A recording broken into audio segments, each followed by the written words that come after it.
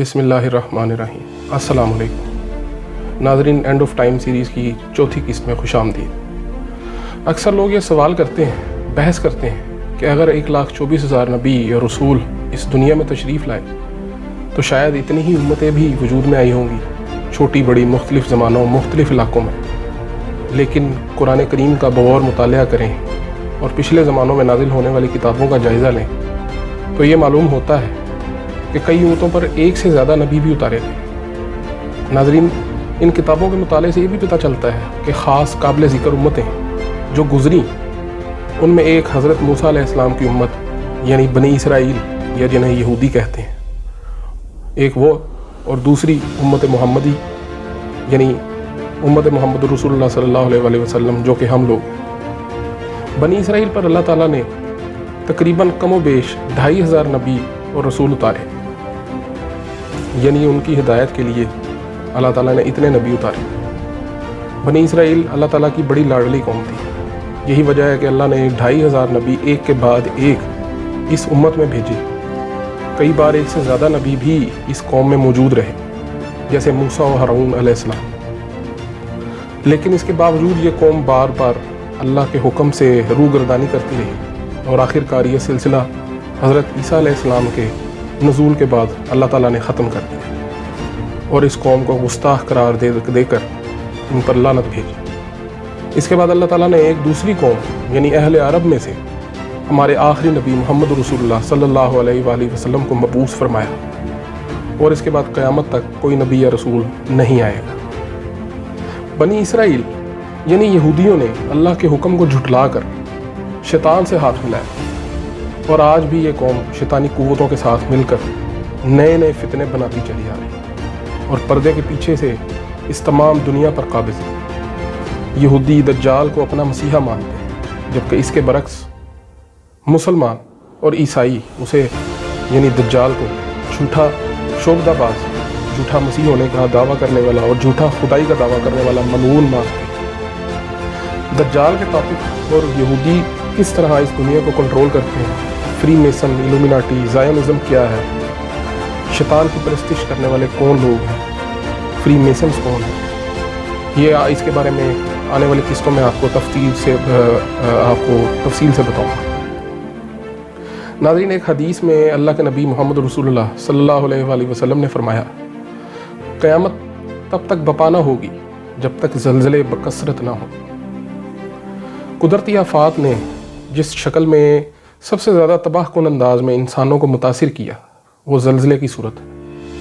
ये कहर इलाही किसी भी जगह किसी भी वक़्त किसी के सर पर भी नाजिल हो सकता है। आज के दौर के जदीद तरीन टेक्नोलॉजी भी इंसान को इस आफत से बचाने में नाकाम रही। नाज़रीन, 1995 में जापान के शहर कोबे में, जो कि जापान का सबसे बड़ा सनती और तिजारती शहर कहलाता है, इसमें आने वाला ज़लज़ला कुदरत के सामने इंसानी टेक्नोलॉजी की शिकस्त की वाज़ेह मिसाल, जहां सिर्फ 20 सेकंड के झटकों से 100 अरब डॉलर का नुकसान हुआ। पिछली सदी में ज़लज़लों की तारीख ये ज़ाहिर करती है कि इनकी शिद्दत और वाक़यात में ख़तरनाक हद तक इजाफा हुआ। सन 2004 में इंडोनेशिया समेत 14 मुल्कों में आने वाले ज़लज़ले और सुनामी ने तकरीबन 2,28,000 अफराद की जान ली। 26 दिसंबर 2004 को आने वाले इस सुनामी को तारीख का सबसे बदतरीन ज़लज़ला और सुनामी कहा जाता है। 8 अक्टूबर 2005 को पाकिस्तान के शुमाली इलाका जात में आने वाले तबाहकुन ज़लज़ले में तकरीबन 1,38,000 अफराद जान से हाथ धो बैठे।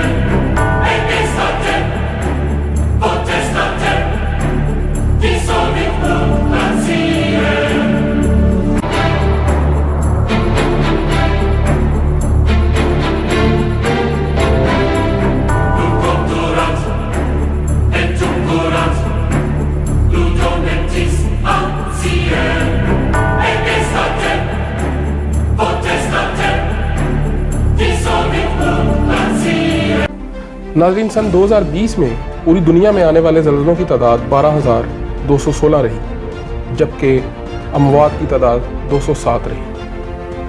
सन 2021 में पूरी दुनिया में ज़लज़लों की तादाद 14,643 रही, जबकि अमवात की तादाद 2,476 बनी। यानी जैसे जैसे वक्त गुजर रहा है, ज़लज़लों की तादाद भी बढ़ती जा रही है। कुरान करीम की 99वीं सूरत सूरह ज़लज़ला के नाम से है, और इस 8 आयात पर मुश्तमिल इस सूरह में रोज़े क़यामत से पहले आने वाले ज़लज़लों का जिक्र और उसका तज़किरा है। पिछली किस्त में मैंने एक हदीस का जिक्र किया था जिसमें वक्त के जल्दी गुजरने का जिक्र है। एक पेशगोई आज भी मुलाहिज़ा फरमाएं।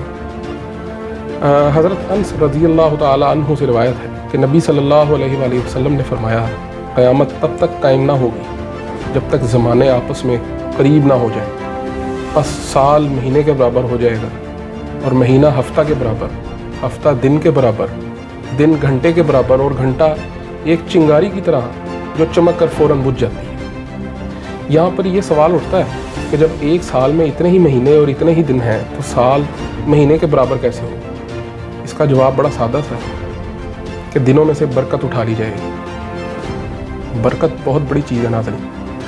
अगर ये बरकत वक्त में आ जाए तो सदियों के काम थोड़े से वक्त में हो जाते, और अगर बरकत जान या उम्र में आ जाए तो इंसान मुख्तसर से वक्त में बड़े बड़े काम कर जाता है जो बड़े बड़े इदारे भी नहीं कर पाते।